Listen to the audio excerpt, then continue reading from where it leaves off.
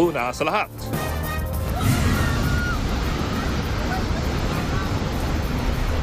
gumuhong gusali, 80 ang natabunan dyan. Meron ding bumagsak na crane.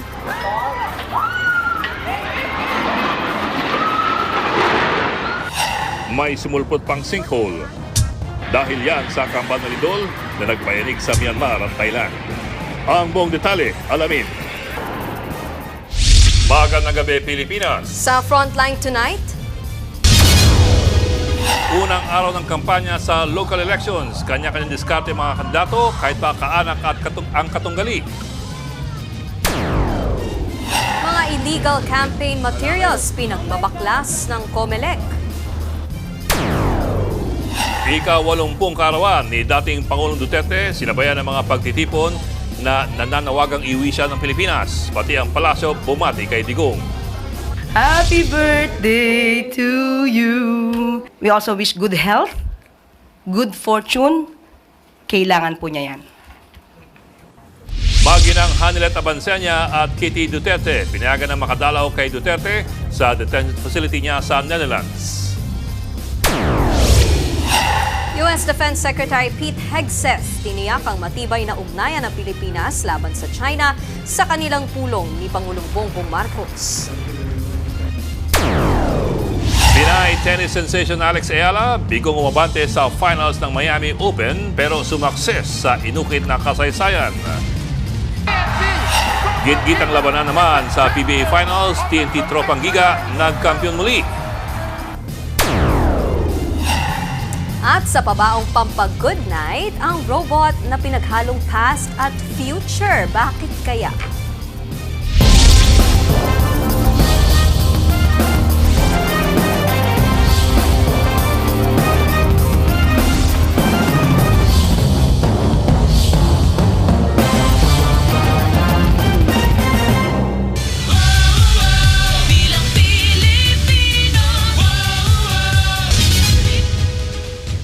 Umarangkada na rin ang kampanya ng mga tumatakbo sa lokal na posisyon para sa Bilang Pilipino 2025. Sinasabing mas mainit pa sa national race ang labanan sa mga lokal na pwesto. Kaya ang mga kandidato pakitang gilas agad sa panunuyo ng mga botante. Ang unang araw ng kampanya sa Metro Manila, sa Frontline Report ni Camille Samonte. Unang sinuyod ni Isko Moreno at ng kanyang running mate na si Chi Atienza ang Road 10 sa Tondo. Muli raw lilinisin ni Isko ang lungsod at ibabalik ang seguridad na naranasan ng mga Manileño nung siya ang mayor. Nangadugyot ulit ang Maynila. In fact, makikita nyo mamaya, nadaanan ko na naman. No? Every mo, mag-alas 9 na ng umaga, ang basura nasa kalsada pa. Don't engage in mudslinging and all other unnecessary things that may hurt o makasakit ng damdamin, ng kapwa o ng kalaban. Ang dating kaalyado ni Isko na si re-electionist Mayor Honey Lacuna, inumpisahan sa misa ang unang araw ng kampanya. Kasama niya si re-electionist Vice Mayor Yul Servo. Ibinida ng unang babaeng mayor ng Maynila ang marami niyang nagawa nang hindi anya nababaon sa utang ang lungsod. Hindi rin nagpahuli sa pag-motorcade sa distrito ng Santa Cruz ang isa pang mayoral aspirant na si Sam Versosa. Kung papalari, siya raw ang magpapabago sa pamamalakad sa lungsod. Kasi ilang beses na silang sumubok ng mga mayor na yan eh. Ilang beses na silang nangako pero lahat napako. Sinubukan na nila sila eh. Walang nagbago. Ang nangyari, mas lalong naghirap, mas lalong nabaon sa utang at mas lalong naging kawawa mga Manileño. Sa public mega market naman sa Pasig City, nag-proclamation rally si re-electionist Mayor Vico Soto at re-electionist Vice Mayor Dodot Jaworski. Ang amang si Vic Soto mismo ang nagpakilala kay Mayor Vico. Gusto ko po kayong i-congratulate dahil dito sa lungsod ng Pasig, sa ating minamahal na lungsod, napatunayan natin sa buong bansa na kaya natin labanan at supuin ang korupsyon. Ito na po, ang susunod na presidente ng Pilipinas. Mayor Vico Soto! 35 years old pa lang sa ngayon si Mayor Vico at may 5 taon pa para maabot ang minimum age requirement sa pagkapangulo. Sa kanyang speech, ibinida ni Soto ang paglaban ng kanilang administrasyon sa korupsyon. Iniba natin yung mga sindikato sa loob ng lokal na pamamahala. Hindi lang isang bilyon kada araw na nilipid natin at ating natutupa sa pusalaman. Ang makakalaban ni Soto na si Dara Diskaya ay pinagpaliban naman ng kick-off rally dahil sa issue sa venue. Sa palengke naman ng Caloocan nag-ikot ang dating senador at tumatakbo ngayong mayor ng lungsod na si Antonio Trillanes IV. Nagsigawan ng mga supporter ni Malapitan, habang si Trillanes nakangiti pa rin habang kumakaway at nagpi-peace sign sa kanila. Pupuksain daw ni Trillanes ang korupsyon sa Caloocan. Pag natanggal mo yung korupsyon, ito ay maibubuhos mo sa ibang social services, no? Pag-alaga sa senior citizen, pagsuporta sa mga kabataan, sa edukasyon, at pag-upgrade ng mga ospital dito sa Caloocan. Sa proclamation rally ni Malapitan, sinabi niyang maayos ang kanyang panunungkulan at kampante raw siyang mananalo. Ay alam naman ng mga taga-Caloocan nyo kung sino yung tunay na batang kakalo.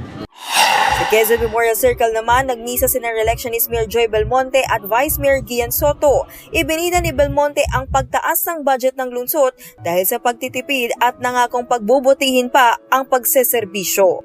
Nagbabalita mula sa Frontline, Camille Samonte, News 5. Kabilang sa binabantayan tuwing eleksyon ay ang Cebu Province na may pinakamalaking voting population. Kaya naman sabay sa pag-arangkada ng local campaign, dito nanuyo ang ilang senatorial aspirants. Nasa frontline na balitang yan ang aming Visayas correspondent na si John Roa. Napasayaw pa ng budot si re-election ng Cebu Governor Gwen Garcia nang ipakilala sa proclamation rally ang pambato ng alyansa na si Senator Bong Revilla.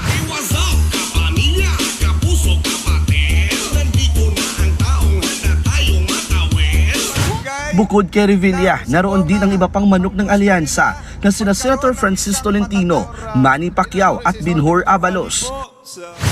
Pinili naman mag-unity walk sa Plaza Independencia ang kalaban ni Garcia sa pagkagobernador na si Pamela Baricuatro para raw sa kaarawan ni dating Pangulong Rodrigo Duterte. Bukas na lang daw niya sisimulan ang kampanya.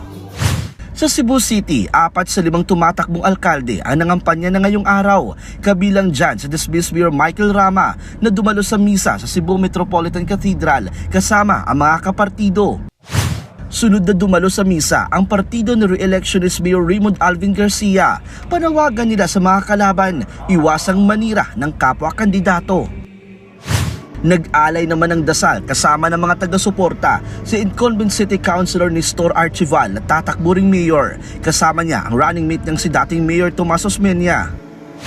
Habang si former Bureau of Customs Commissioner Yogi Ruiz nagpa-presscon kanina, kahit underdog daw siya, may pag-asa pa rin siyang manalong mayor dahil hanap daw ng mga Cebuano ay bagong leader.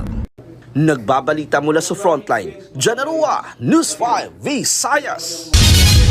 Kabi-kabilang illegal campaign materials ang pinagbabaklas ng COMELEC sa Maynila at Quezon City sa unang araw ng local campaign para sa Bilang Pilipino 2025. Karamihan kasi sa mga nakapaskil hindi sumunod sa 2x3 feet na sukat. Hindi rin daw environment friendly ang ginamit na material. Yan pa naman na pangunahing guideline ng poll body. Dagdag ng COMELEC, warning muna ang kahaharapin ng mga kandidatong may illegal campaign posters. Pero kapag hindi ito natanggal sa loob ng 3 araw, padadalhan ng show cause order ang kandidato. Giit nila hindi dapat itong baliwalain dahil baka mauwi yan sa disqualification. Idodonate naman sa Eco Waste Coalition ang mga illegal poster para ma-recycle. Ngayong March 28 ang simula ng 45-day campaign period para sa mga lokal na posisyon mula konsehal hanggang gobernador at pati mga congressmen. Isa pong bagay na kapansin-pansin sa halalan sa Pilipinas, madalas ay mas mainit at minsan mas madugo ang mga lokal na kampanya kaysa yung nasyonal. Yan po ay dahil mas personal ang eleksyon sa lokal na level. Mga magkakapitbahay minsan ang naglalaban, minsan magkakamag-anak pa. Kaya't balikan po natin ang mga maigpit na pinagbabawal ng batas pagdating po sa isang kampanya. Ito po ang minsan akala nating obvious pero dahil nasa Pilipinas po tayo, marami pa rin ang pilit lumulusot sa problemang ito. Ang vote buying at ang vote selling. Sa ilalim po ng Section 261 ng Omnibus Election Code, ito po ang definisyon ng vote buying at vote selling. ang pag-alok o ang pangako ng hindi lamang pera pero pati ang pangako na ikaw ay gagastusan o kaya bibigyan ka ng trabaho o ng prangkisa o ng grants para po ikaw ay bumoto para po sa isang tao o para hindi ka bumoto para sa isang tao o kaya para hindi ka na lumabas ng bahay at bumoto. Opo, pati po yun, pasok sa vote buying. Ang teknika kasi ng iba, babayaran ng mga botante sa balwarte ng kanilang kalaban para huwag na pong bumoto. Wise, di ba? Bawal din ang pagpilit o yung pag-udyok sa mga empleyado, subordinates at pati mga parishioners na tumulong mangampanya o bumoto para sa isang kandidato. Bawal din ang biglaang pagbabago ng political boundaries o yung pagbuo ng mga bagong voting precincts o ang paglipat o pag-reassign ng mga empleyado ng gobyerno. Bawal ang mga new appointments, ang mga new hires at ang pag-create ng mga bagong posisyon. At syempre, bawal ang pagtaas ng sweldo at benepisyo ng mga empleyado ng gobyerno habang nasa election period. Bawal din po ang pagbigay ng mga kandidato ng mga donasyon habang nasa kampanya. Kasama sa mga pinagbabawalan ay ang kanilang mga asawa, kamag-anak to the second degree. At nako, ito pa po, minsan po hindi alam ng mga kandidato, bawal po mag-provide o magbigay ng free transportation, pagkain at inumin o anumang may halaga sa mga campaign sorties.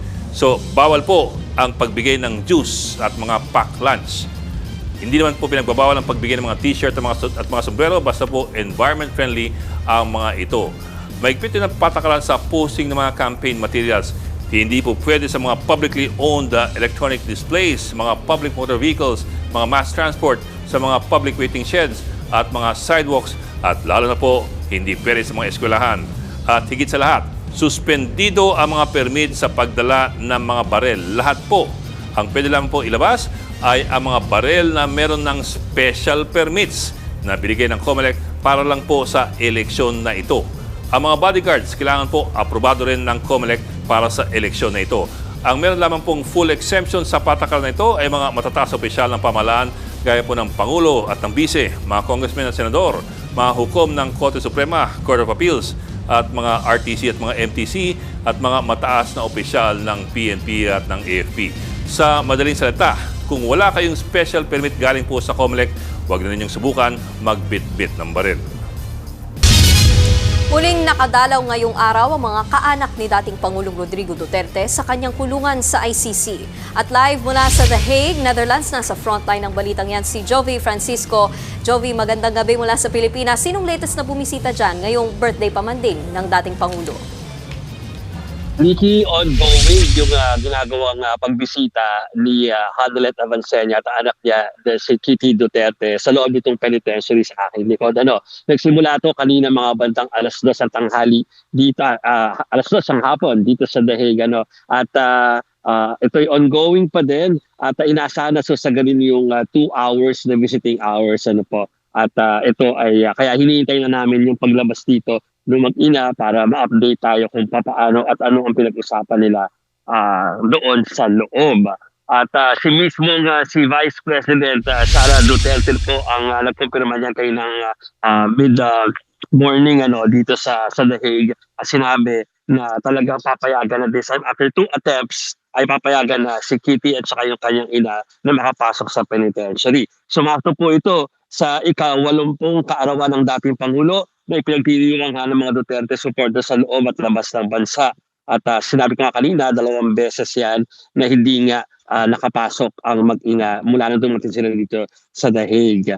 At sa kabila niya ay nagpatuloy po ang pakipag-usap ng legal team ni Duterte para po mapayagan silang dalawin nga ang kanyang ama or at kanilang partner. Sa birthday message po ni Kitty, sinabi niyang kaya ang lahat ng pagsubok dahil sa lakas na ipinapakita ng kanyang ama na dating Pangulo. Bukod dyan may mga nakandang greetings at programa para sa selebrasyon ng birthday ni Digong. Sa birthday message, sinabi ni VP Sara naman na natutunan niya sa kanyang ama yung karatagan. At pakinggan natin ang mga birthday messages na yan. Happy 80th birthday, Papa. Good health, good fortune, kailangan po niya yan. I learned resilience and courage in your exigence. Thank you for teaching me the value of education. I wish you love, good health, and happiness. Happy 80th birthday, Papa. At kanina, Nikki, ay nagkaroon din ng pagkakataon na kausapin ni Vice President Sara Duterte yung mga supporters ng kanyang ama o ng mga Duterte dito sa labas ng penitentiary na meron ng picnic na sinasagawa.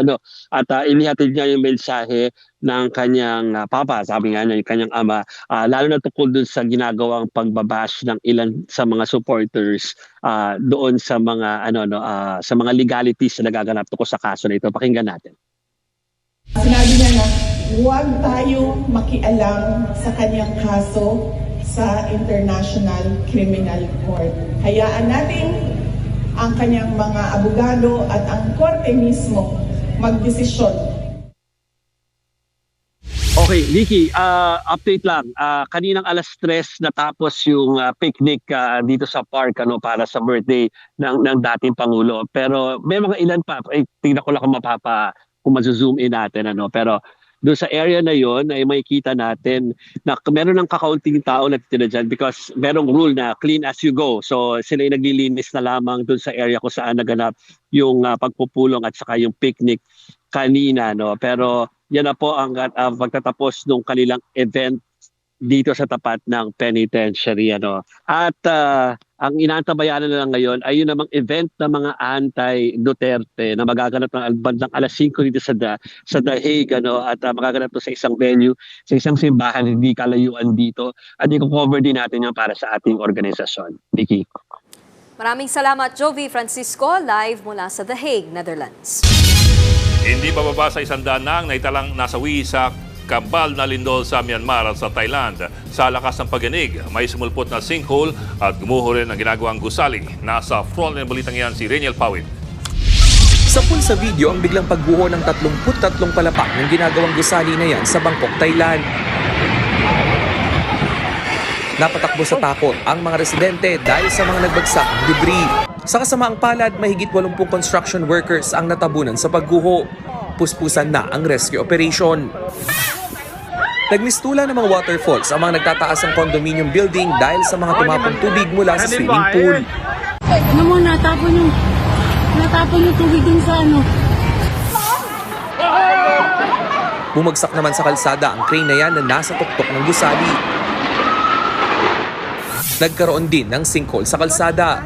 Ganyan kalakas ang pagyanig na naramdaman sa Thai capital. Kaya ang Pinoy na si Bench Boston at kanyang mga kasama, kanya-kanyang takbo palabas ng kanilang condo unit. Kwento niya sa News 5, kumakain pa sila ng lumindol.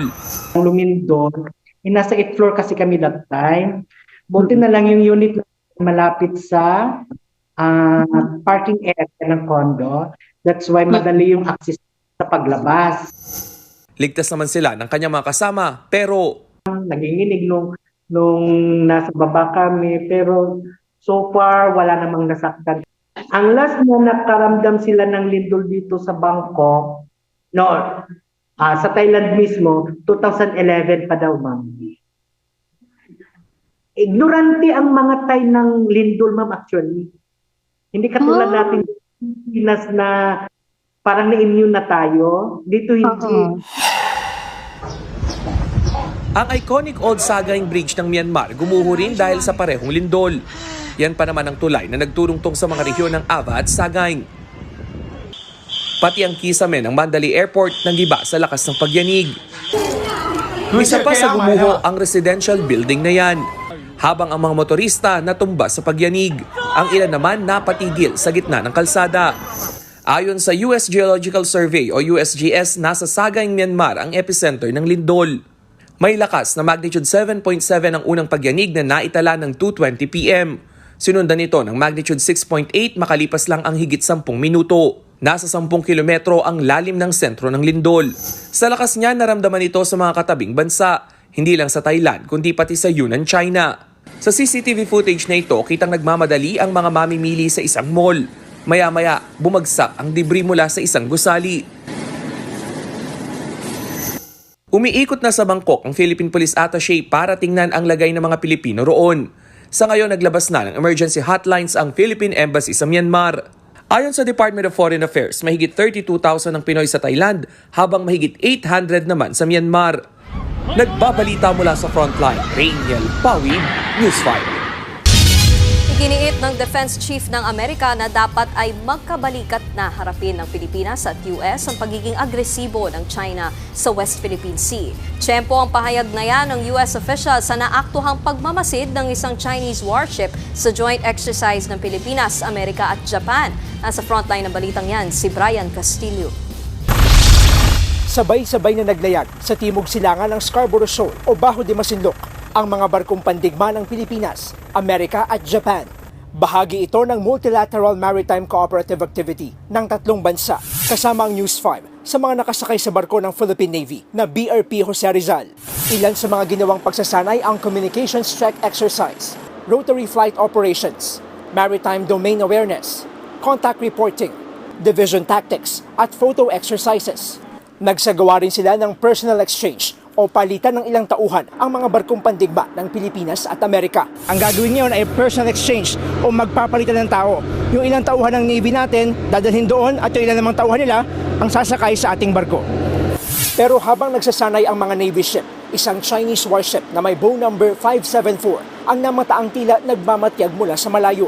Nasa 8 nautical miles ang layo nito mula sa amin. They actually attempted to maneuver closely, but again we challenged them and we asked their intent, and then they altered their course. They're just conducting normal navigation. Sa kabila nito, naging matagumpay pa rin ang pagsasanay ng tatlong bansa.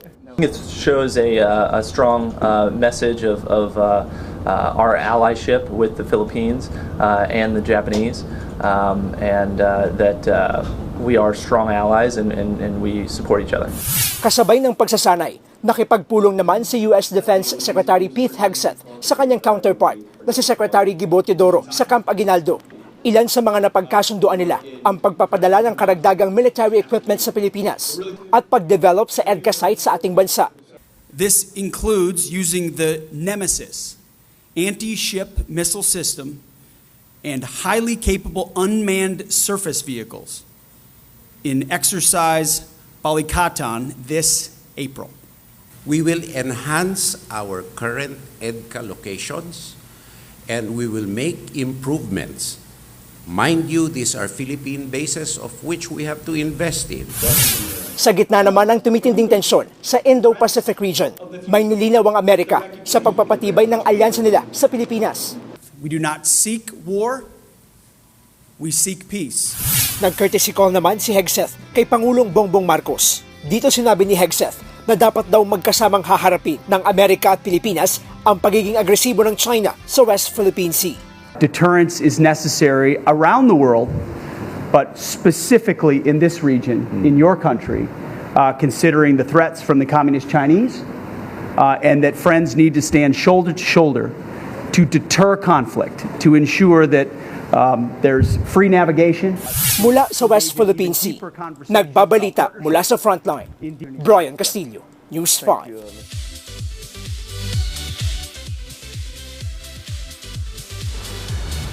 Showbiz Tonight na tayo. This is it, Philo Sowon. Narito na sa bansa si K-drama OST Queen and Girls' Generation leader Taeyeon. Dumating siya kanina sa NAIA at sinalubong ng fans. Balik Pinas si Taeyeon para sa kanyang The Tense concert sa Mall of Asia Arena sa Pasay bukas. 2023 nang huling mag-concert sa bansa ang K-pop superstar sa Araneta Coliseum. Viral naman sa social media ang ilang photos na inspired ng Studio Ghibli Animation. Pero hindi yan gawa ng naturang animation studio, kundi generated mula sa bagong image generator tool ng ChatGPT. May ilang Studio Ghibli fans na natuwa at kanya-kanyang nag-customize ng kanilang photos. Sa kabila nito, may ilang nababahala sa ganitong technology dahil sa issue ng copyright. Wala pang pahayag sa ngayon ang Studio Ghibli, pero lumulutang ulit ngayon sa social media ang sinabi ng co-founder nitong si Hayao Miyazaki noong 2016 na ayaw niyang gamitin ang AI technology sa kanyang mga likha. Malapit na tayong humapi weekend pero wait lang dahil may mga pasabog pa ako later. Kita-kits mga kapatid. Susunod, mga taga-suporta ni dating Pangulong Duterte nagtipon-tipon para sa kanyang 80th birthday. Sa pag-arangkada ng local campaign, mga magkakaanak magtatapat sa ilang lungsod.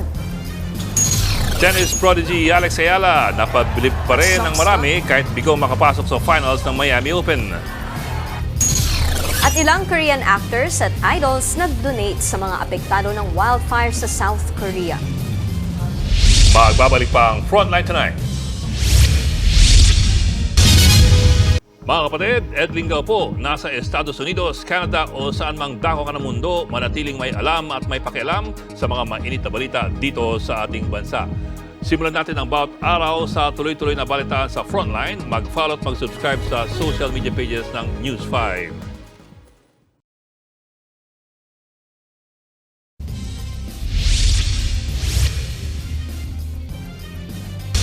Sa tunnel na yan sa North India, nasa pool sa video ang disgrasyang inabot ng isang bus.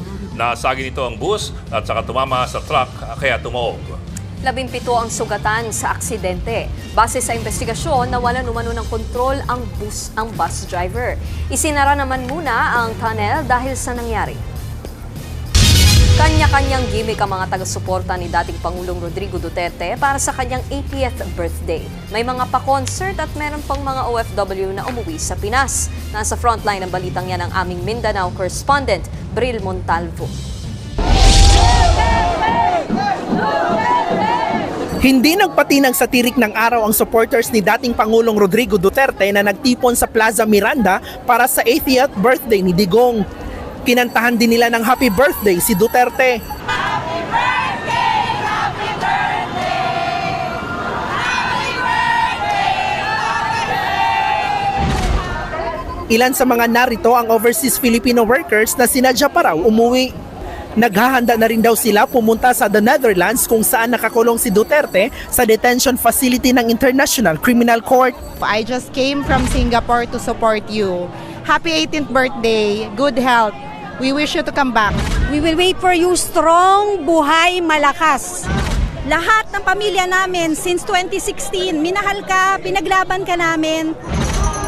Bitbit din ng karamihan sa kanila ang plaka na may mga mensahe kay Digong. Pero dahil may misa sa Quiapo Church, lumipat ang mga Duterte supporters sa Minjola. Nagtungo rin sila sa Bonifacio Shrine at Plaza Miranda. Dinagsa rin ng mga supporters ng dating Pangulo ang Rojas Avenue sa baluarte ng mga Duterte na Davao City. Global Filipino Solidarity Program ang tawag nila sa pagtitipon. Isinara rin kaninang hapon ang ilang kalsada dahil sa dami ng tao. Meron ding mga nag-perform sa mismong venue. Ang ilang poste sa gilid ng kalsada may nakakabit na mga pulang laso na may nakalagay na Bring Duterte Home. Agaw atensyon din ang higanting cake ng dating Pangulo na may agila pa sa tuktok. Bago naman ang mismong programa, sinalubong ng Duterte supporters ang kanyang kaarawan sa pamamagitan ng isang manyanita sa labas mismo ng kanyang bahay. Higit 2,000 uniformed personnel naman ang ipinakalat sa lungsod para sa seguridad. Nagbabalita mula sa Frontline, Bril Montalvo, News 5, Mindanao.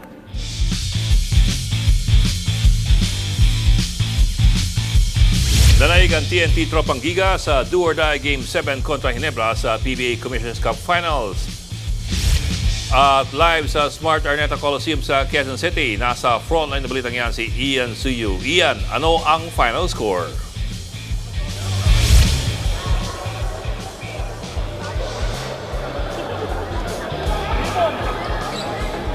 Bok, matapos nga ang roller coaster na serye, kinuha na ng TNT Tropang Giga ang kampyonato sa Do or Die Game 7 matapos nilang patumbahin ang Barangay Ginebra San Miguel sa score na 87-83. At hindi nga sapat ang 48 minutes of regulation kaya inabot pa ang laro sa overtime. Kahit iika-ika ang import ng TNT na si Ronde Hollis Jefferson, nag-take over naman ang locals sa crunch time. Nakakuha sila ng 87-79 na lamang sa gitna ng overtime. Pero natapyas yan sa 2 puntos ng Ginebra bago ang final minute.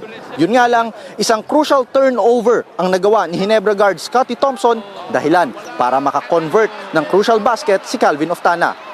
Top scorer para sa larong yan si RHJ with 25 points and 12 rebounds. Nag-step up din ang locals na sina Raynam Batak with 22 points at Glenn Cubuntin with 14 points. Kanina, itinanghal din bilang Finals Most Valuable Player si Reynam Batak.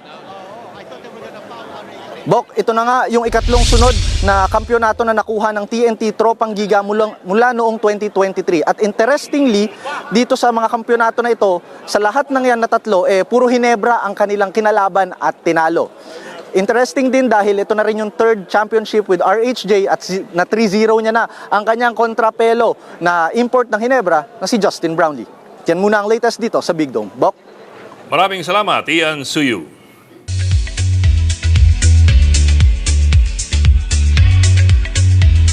Nagbayanihan ang mga sikat na K-pop idol at actors para sa mga apektado ng wildfire sa South Korea.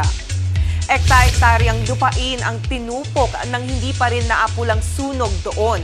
Yan na raw ang worst ever wildfire na naranasan sa South Korea. Bilang tulong, nag-donate ng 1 billion won o 39 million pesos ang grupong 17. 200 million won naman o halos 8 million pesos ang ibinigay ni IU. Tig 100 million won o halos 4 million pesos sina BTS, J-Hope, Suga at RM. Pati na sina Girls' Generation members Lim Yuna at Taeyeon. Nag-donate din sina Byeon Woo-sok, Lee Jong-suk, Bae Suzy at Kim Ji-won. Susunod, Alex Ayala napabilib pati ilang sports icons sa kanyang kampanya sa Miami Open. At Pinoy boy band na Horizon, naka-dance collab si SB19 Josh. Tutok lang mga kapatid dito sa Frontline Tonight. Mga kapatid, Bean Los Baños po. Nasa Europa o saan mang dako ka ng mundo, manatiling may alam at may pakialam sa mga maiinit na balita dito sa ating bansa. Simulan natin ang bawat araw sa tuloy-tuloy na balitaan sa Frontline. Mag-follow at mag-subscribe sa social media pages ng News 5.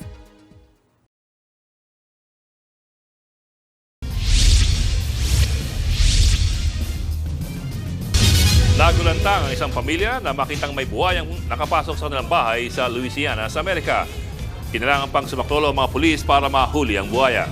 Pinakawalan din ito sa ilog. Base sa pag-iimbestiga, sa veranda ng bahay dumaan ng buhaya. Wala namang nasaktan.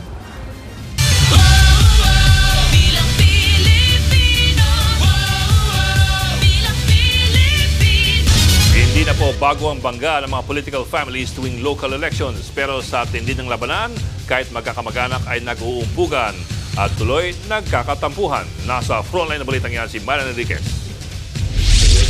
Sa basbas ng pari sa simbahan ng Our Lady of the Abandoned Church sa Marikina, sinimulan ni Marikina 2nd District Representative Stella Kimbo ang unang araw ng kampanya para sa lokal na posisyon. Tumatakbong mayor ng Marikina si Kimbo habang susubukan siyang palitan ng asawang si dating Congressman Miro Kimbo sa ikalawang distrito. Ang sa amin naman po is to offer solutions to old problems. Kasama na po dyan ang flood control. Kasama nilang nagbahay-bahay si Senador Coco Pimentel na kandidato sa pagka-congressman ng 1st District. Issues-based kami. Sinusubukan namin iangat ang level ng politika. Ayaw na namin yung mga batuhan ng mga baseless na mga akusasyon. Makakalaban ni Pimentel sa unang distrito si outgoing Mayor Marcy Teodoro habang ang misis niyang si Congresswoman Maan ang lalaban kay Kimbo sa pagka-mayor. Kamakailan lang nang suspendihin ng ombudsman si Mayor Marcy dahil sa issue ng maling paggamit umano sa pondo ng PhilHealth. Pero depensa ng alkalde, it's an allegation. Wala namang misuse where we are wrongfully, baselessly accused. Ang pondong nasasabi ay intact naman. Magbayaw naman ang maglalaban sa pagka-mayor ng Makati City. Susubukang palitan ni Senator Nancy Binay ang kapatid niyang si Mayor Abby na kandidato naman sa Senado. Pero ang kalaban ni Nancy, ang mister ng kapatid na si 2nd District Representative Luis Campos. Dahil dyan, may tampuhan sina Nancy at Abby. Hindi ako nawawalan ng pag-asa na someday magkakaayos din yung pamilya namin, di ba? Hindi lang siguro siya ngayon, but sa tamang panahon. Samantala, mag-asawa kontra mag-asawa naman ang labanan sa Malabon. Sasabak sa mayoral race si Malabon Lone District Representative Josephine J. Lacson laban sa re-electionist na si Mayor Jenny Sandoval. Habang ang mister ni Lacson na si Anwaray Party List Representative Bem Lacson Noel naman ang tatakbo sa Lone District ng Malabon laban sa mister din ni Mayor Sandoval na si Ricky. Sa Las Piñas naman, tumatakbo sa pagka-vice mayor ang outgoing mayor na si Imelda Aguilar. Katandem ang anak na si April Tobias Aguilar na susubukan siyang palitan sa pagka-mayor. Kakalabanin siya ng kanyang pinsang si Carlo Rebueno Aguilar na kaalyado ng mga Villar. Family affair din ang labanan sa Parañaque. Susubukang palitan ni Eileen Olivares ang asawang si Mayor Eric Olivares na tumatakbong kongresista ng 1st District. Pero ang makakalaban niya ang mismong kapatid ni Mayor Eric na si Congressman Edwin Olivares. Nagbabalita mula sa Frontline, Marian Enriquez, News 5.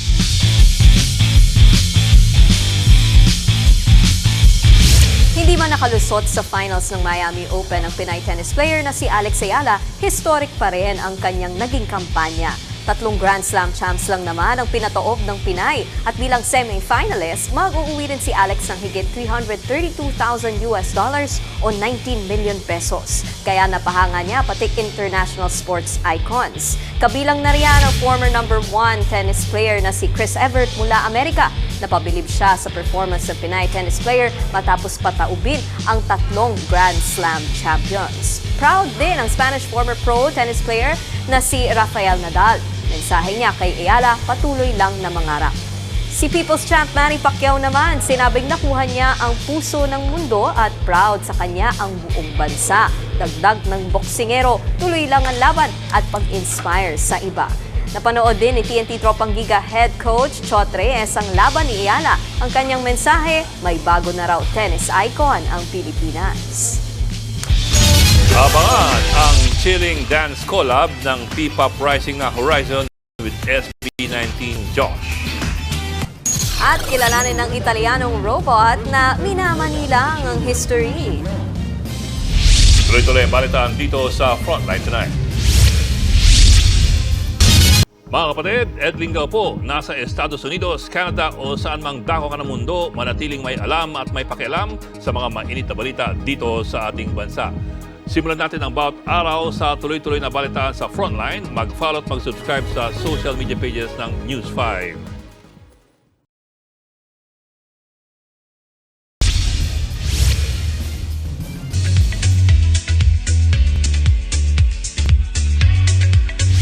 Attention mga kaawit bahay, puksaan kung puksaan ang ganap bukas sa paborito nating weekend kantawanan na Singaling.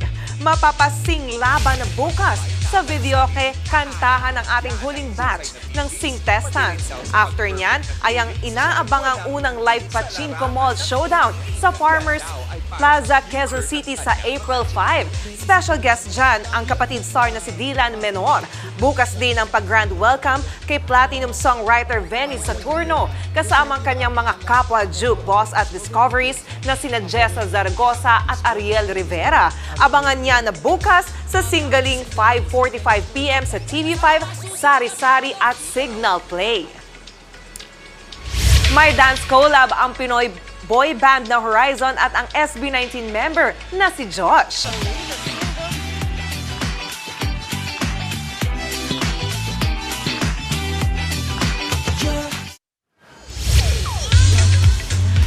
Yan ang kanilang swag move sa latest single ng Horizon na Cold. Ang caption ng boy band sa dance video nilabas na sa ref finally. Last March 17 nirelease ang Cold. Ang kanilang member na si Vinci ang isa sa mentors sa boy group survival show na Be The Next 9 Dreamers. At yan ang latest and hottest sa Frontline Showbiz tonight. Ako si Johnny Alipon. Happy weekend mga kapatid!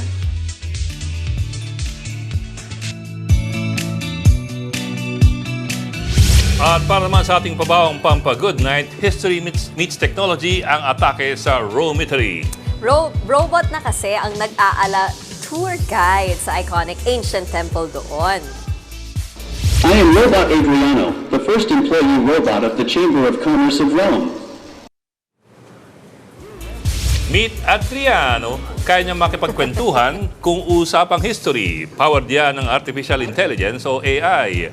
Meron din siyang artificial muscles, kaya't nagagawa niyang makipag-shake hands at magbit-bit ng mga bagay.